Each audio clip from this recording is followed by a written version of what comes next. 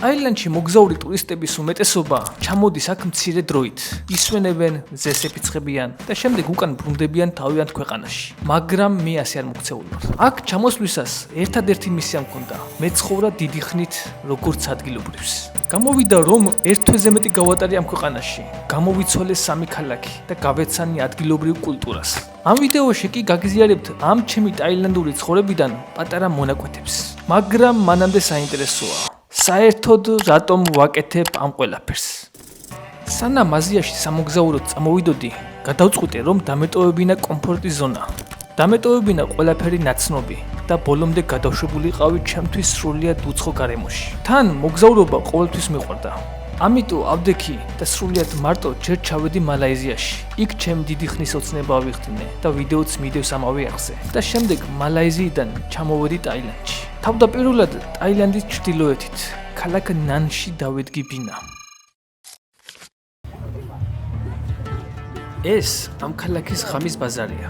კადრში ხედავთ რომ ჯერჯერობით დღეა, მაგრამ უკვე ბინდდება და მალე სადაცაა დაღამდება.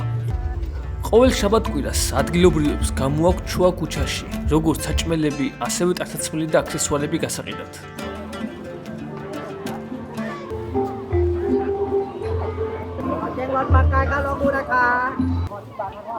გადავწყვიტე აი ეს საჭმელი ვიყიდო.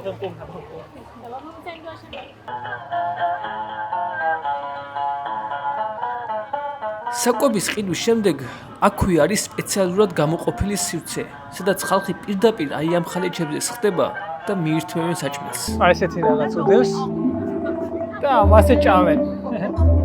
აქ როგორც ხედავ, მე კონცერტს აპირებენ, აი წარმოდგინა ჩაირთვება ერთ წუთით. აი ასე გამოიყურება ჩემი საჭმელი. ხილებით უნდა ვჭამო.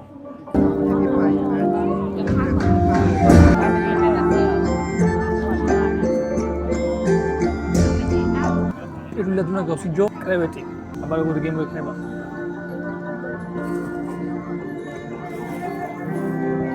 საინტერესო გემოა. თევზისა და ქათმის ხოს შორის არის რა. და აზიაში როცა ხარ კი უნდა გასინჯო კრევეტები და კი უნდა იცოდე როგორი გემოა. და მოკლედ რო არის რომ უკვე ზღვის პროდუქტებზე გადავერთო და აკაური სამზარეულო უკვე გავითავისო რა. ლამაზია რა. ჯერ ნამყოფი არა ვარ სხვათა შორის. ამ ტაძარში და კიდე მრავალ ტაძარში. დღეს არა და ამ დღეებში გამოვალ უეჭველი ამის ნახავად.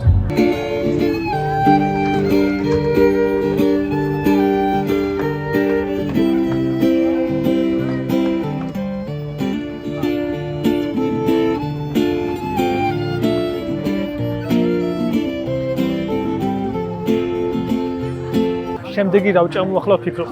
ბევრი არჩევანია და ვერ გავიგე და შევჭამო. სახელებიც არ ვიცი წესიერად, აწერია ტაილანდურ ენაზე. ეს პატარა კრევეტებია, რომლებიც აი ასე ცოცხლად იყიდება. ბოსტნეულთან და соусებთან ერთად შეურევენ და მიიღებენ ადგილობრივ კერძს, რომელსაც ქართულად მოცეკვავე კრევეტები ჰქვია. მოკლედ მეორე საჭმელად გადაწყდა პაპაიას სალათა. აი ასე გამოიყურება ჩემი პაპაიას სალათა. ამჯერად მაქვს ჩანგალი. სალათა რა, ცოტა მწარი არის. A few moments later. ვერც ვლაპარაკობ, ეს რაც ხარი ყოფილა.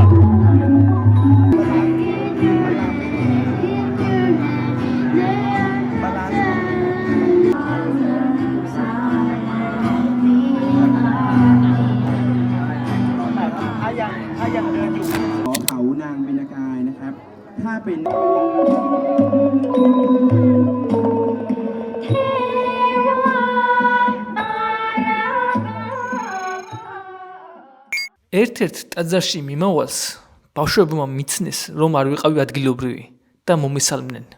Hello. What is your name? Nala. Nala? Yes. Okay. You are good boy. Bye.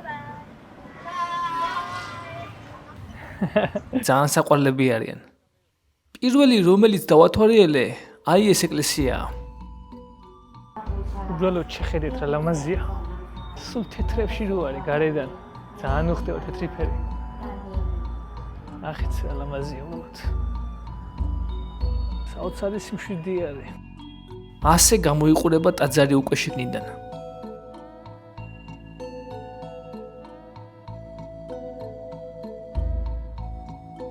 აქ პატარა რიტუალს ატარებენ მლოცველები.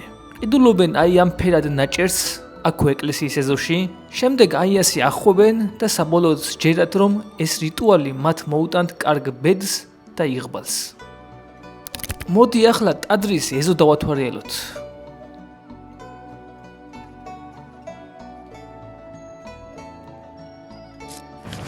სრულიად შემთხვევით ნახეთ უბრალოდ რა ტაძარი აღმოაჩინე. ხედავთ ამას რა ლამაზია? სრულიად შემთხვევით აღმოაჩინე. მივდიოდი ახლა გზაზე და გამოვიხედე და რას ხედავ. უბრალოდ უყურეთ და დატკბით. აი დააკვირდით დეტალებს დააკვირდით. ეს როგორ უნდა გააკეთოს საერთოდ. ასე გამოიყურება ტაძარი უკვე შიგნიდან. ეს არის ტაძარი, რომელიც ყველაზე მეტად მომეწონა. საოცრება. სიჩასლის ფონზე ნახეთ უბრალოდ რა ლამაზია. კიდევ ერთი ტაძარი დავათვალიეროთ მოდი. აქ რეალურად ერთი კი არა, ორი ტაძარი აღმოჩნდა.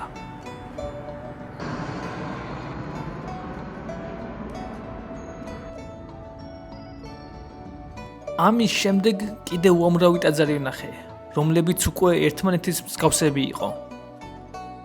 მე-6, მე-7, მე-8, მე-9. ერთ-ერთი ტაძრის ეზოში მოცეკვავების გუნდი დავინახე. და მეც გადავწყვიტე შევერთდებოდი მათ.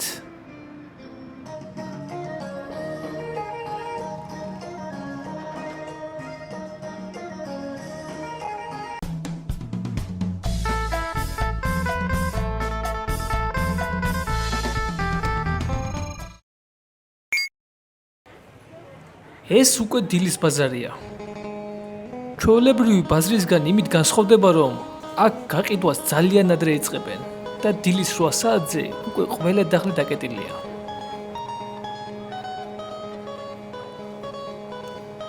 ტანსაცმელიც იყიდება მოკლედ აქ. აქეთ არის საჭმელი. აქეთ ტანსაცმელი. ესენი ბუდისტი ბერები არიან, რომლებიც აი ასე დილას ადრიანად გამოდიან და საჭმელებს აგროვებენ ხალხისგან. სანაცვლოდ კი ლოცავენ მორწმუნეებს. მოკლედ რაც ტროპიკებში ჩამოვედი, ხო ბევრი ხილი გავსინჯა, მაგრამ ყველაზე მეტად მომეწონა აი ეს ხილი. ეს არის ჯეკფრუიტი. ასე გამოიყურება. გემო აქვს როგორ იცით? სუნელიც რომ ცემს უკვე ძალიან ადისაღზრელია. ბაბულის კივისნაირი გემო აქვს. ამაში გადავიხადე 25 ბატი. მეგონი იაფი არის საკმაოდ. ყველაზე გემრიელი ხილია ეს. კაია. და ხვადილას უკვე მივდივარ ბანგკოკისკენ. ესეც ტაილანდის დედაქალაქი ბანგკოკი, რომელსაც ცალკე ვიდეოს მიუძღვნი და მასე დაწვრილებით შემდეგ ვიდეოში ვისაუბრებ. ახლა კი გადმოვინაცვლოთ კიდევ ერთ ქალაქში, რომელსაც პატაია ჰქვია. რაღაცა ბათუმს გავს თითქოს. დადიან გემები და კაწერები. საოცარი ფერები. სუფთა წყალი. ამ ქალაქში სულ რაღაც ერთი დღით ჩამოვირბინე და ორი მთავარი მისია მქონდა. მენახა ეს გასაოცარი ნაგებობა და შეხვედროდი ერთ ადგილობრივ ადამიანს, რომელიც რამოდენიმე თვის წინ საქართველოში ყაზბეგის რეგიონში მოგზაურობის დროს გავიცანი. ცხოვრებაში პირველად გავსინჯე კალმარი, რომელიც თავიდან როცა შევხედე 8 ფეხა მეგონა. In Georgian it's called calamari. ახლა ვჭამ კალმარს პირველად. ერთი უკვე ჩავკვეჩე, ახლა მეორე ჩავკვეჩო. რაღაცნაირი გემოაქვს. I don't know how it tastes. Yummy. Yummy.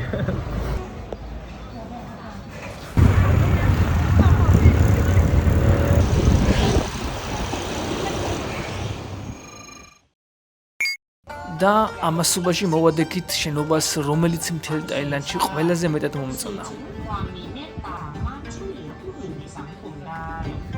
ნახეთ, უბრალოდ რა ლამაზია. დააკვირდით. ამაზე მაგარი ნაგებობა მე მგონი ნანახი არ მაქვს ცხოვრებაში. თან მთლიანად გაკეთებული არის ხისგან, ადამიანის ხელისგან გაკეთებული არის და ეს ფაქტი უფრო მაგარს ხდის რა. სანამ შიგნით შევიდოდით, ასეთი ჩაფხუტები დაგვირიგეს, რადგან ამ მუზეუმს 1991 წლის მერე აშენებენ და მშენებლობა ჯერ კიდევ არ დასრულებულა. ბილეთში 450 ბატი გადავიხადე და ფასში შედიოდა გიდის მომსახურებაც. აი ასე მუშაობენ ხალხი და ხელით თლიან ახალ დეტალებს ხისგან. კიდევ ერთი საინტერესო ფაქტი ისაა, რომ ლურსმნები საერთოდ არაა გამოყენებული მის ასაშენებლად, მხოლოდ ხე და წებო. ყველაზე მეტად ამ მუზეუმში მომეწონა არამხოლოდ ვიზუალი, არამედ მასში ჩაქსოვილი შინაარსიც.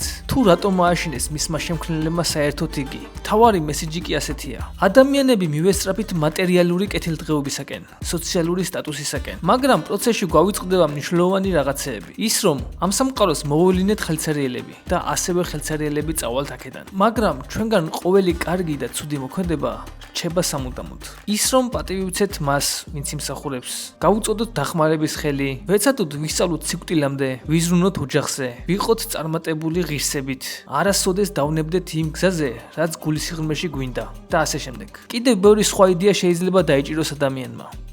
მოკლედ ეს ადგილი ძალიან მომეწონა. მოდი ახლა აგერ გონგი ვიპოვე და დავრეკოთ გონგის ზარი. არ ვიცი, მე მგონი გონგი ქვია ამას. მუზეუმის ეზოში გაქვთ საშუალება აი ასე გაისეირნოთ სპილოებით. ჩემი ტაილანდური მოგზაურობის პირველი ნაწილი ამით დასრულდა. მადლობა ვინც უყურეთ, მოიწონეთ ვიდეო, გამოიწერეთ არხი და შევხვდებით შემდეგ ვიდეოში, უკვე ბანგკოკიდან. ასე გამოიყურება ბილეთი და ხვალ დილას მივდივარ უკვე ბანგკოკისკენ. და ხვალ დილას მივდივარ უკვე ბანგკოკისკენ.